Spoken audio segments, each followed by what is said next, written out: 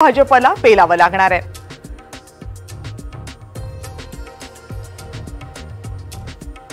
संपूर्ण दिल्लीमध्ये आजच्या कार्यक्रमाच्या दृष्टीने चोख सुरक्षा व्यवस्था तैनात करण्यात आलेली आहे। दिल्लीमध्ये कलम 144 लागू करण्यात आलेला आहे, संचारबंदी लागू करण्यात आलेली आहे।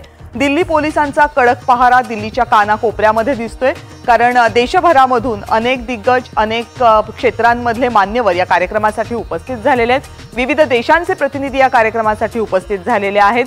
त्यामुळे या सगळ्यांची सुरक्षा व्यवस्था ही सध्या दिल्ली पोलिसांसाठी आणि केंद्र सरकारच्या सगळ्या सुरक्षा व्यवस्थांसाठी यंत्रणांसाठी कळीची बाब आहे आणि त्यामुळे दिल्लीमध्ये चोख सुरक्षा व्यवस्था तैनात करण्यात आली आहे। या कार्यक्रमाला येणाऱ्या पाहुण्यांची सुद्धा कसून चौकशी करून त्यांना आतमध्ये सोडलं जाते, पाहणी केली जाते आणि ही दृश्य आपण पाहतोय।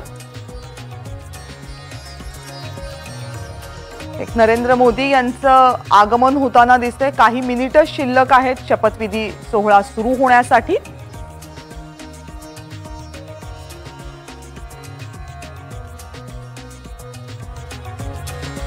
आणि नरेंद्र मोदी यांचं या कार्यक्रमासाठी आगमन झाले।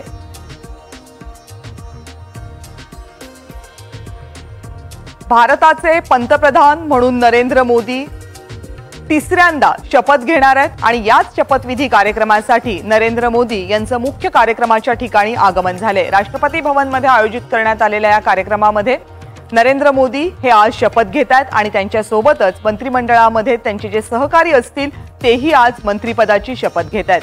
नरेंद्र मोदी यांच्यासाठी हा सगळ्यात महत्त्वाचा क्षण म्हणावा लागेल, कारण 3 वेळा गुजरातचे मुख्यमंत्री आणि त्यानंतर तिसऱ्यांदा देशाचे पंतप्रधान म्हणून ते शपथ घेत आहेत। असा विक्रम करणारे ते देशामधले एकमेव नेते आहेत देशाच्या इतिहासातले आणि त्यामुळे एक नवा विक्रम स्थापन करण्याच्या दिशेने नरेंद्र मोदी यांचं हे प्रत्येक पाऊल काही क्षणातच एक नवा विक्रम नरेंद्र मोदी यांच्या नावावर जमा होईल। पंडित नेहरू, अटल बिहारी वाजपेयी यांच्या पाठोपाठ 3 वेळा पंतप्रधान पदाची शपथ घेणारे नरेंद्र मोदी हे देशाच्या इतिहासातले एक महत्त्वाचे नेते म्हणून गणले जात आहेत।